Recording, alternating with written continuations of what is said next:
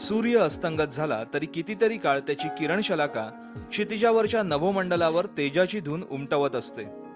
तसंच महात्मेही अस्तंगत झाले तरी त्यानंतरची कितीतरी वर्ष त्यांच्या कार्याचे चैतन्य झरे नित्य नितांत खळाळत असतात.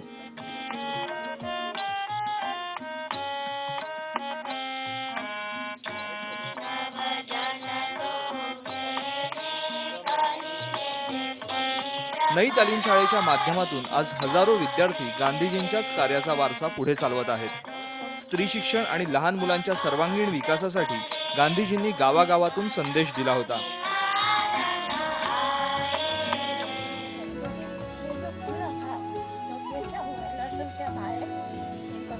सड़क बन गई, ज्यादा गर्मी रही तो यहाँ से हटा देते, तो बारिश में गर्मी. कांचनबेन यांना आज 75 वर्षानंतरही महिला आश्रमात गिरवलेले शिक्षणाचे धडे आठवत आहेत. 1936 मध्ये आम्ही वर्धेला आलो. मी आली म्हणजे मुन्नालागीत एप्रिल मध्ये येऊन गेले होते, पण मी आली तर मला महिला आश्रममध्ये ठेवले शिकायला. तर मधून मधून मी यायची तेव्हा आम्ही पाहिलं की हे मकान सुरू होत आहे. आणि मग बापूजी 16 जूनला येणार होते. 2 महिन्यामध्ये मकान तयार झाले, एप्रिल मे जून. तर मग हे मकान मध्ये बापूजी राहायला आले. बापूच्या मनात होतं की मला खेड्यामध्ये बसायचं आणि खेड्याच्या सहयोगाने मला काम करायचं. आणि खेड्यामध्येच स्वच्छ भारत आहे.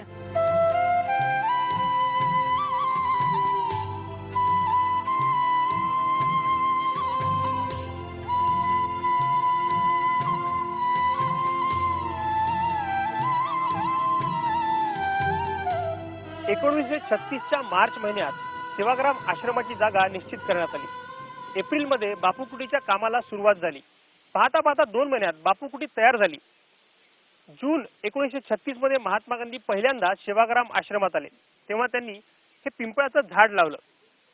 आज हे झाड पूर्णपणे फोफावलं आहे.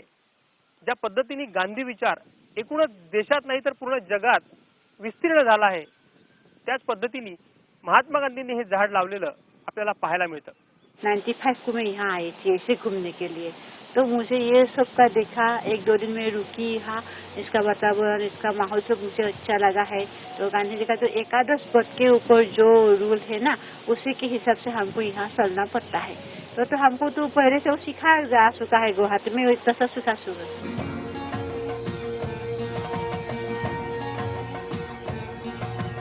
सेवाग्रामला महात्माजी आले त्यावेळी एक कुटी होती.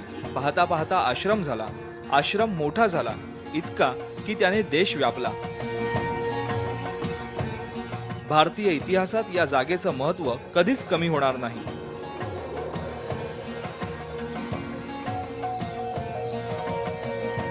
सेवाग्राम संकुलात ही एक पॉसिबिलिटी आहे की ते प्रेरणास्रोत बनू शकेल आणि नव्या पिढीत नवीन जे भारताच्या गरजा आहेत आणि एस्पेशली हा जो आपण मोठ्या प्रमाणे एक विघटन पाहून राहिलो आहे इंडियामध्ये, रुरल आणि अर्बन इंडियामध्ये, त्या गॅपला ब्रिज करण्यासाठी जे आपल्याला एक प्रोग्राम पाहिजे तो सेवाग्राममधून निघू शकतो असं मला ठामपणे वाटतं.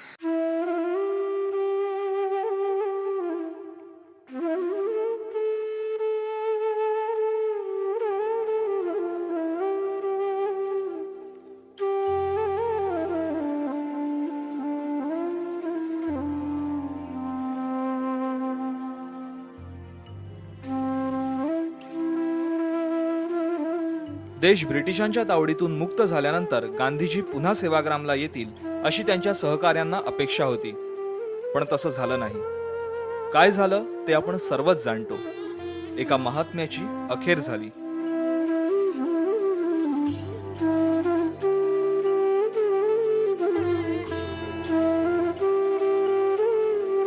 पण व्यक्ती नष्ट झाली तरी तिचा विचार नष्ट होत नाही हे सांगतच हा सेवाग्राम गांधी तत्वज्ञानाचं मूर्तिमंत प्रतीक बनून राहिला.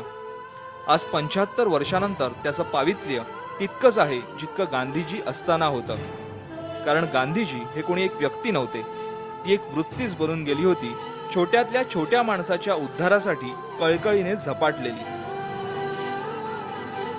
हीच कळकळ सेवाग्रामच्या प्रत्येक धुलीकणात आजही आहे.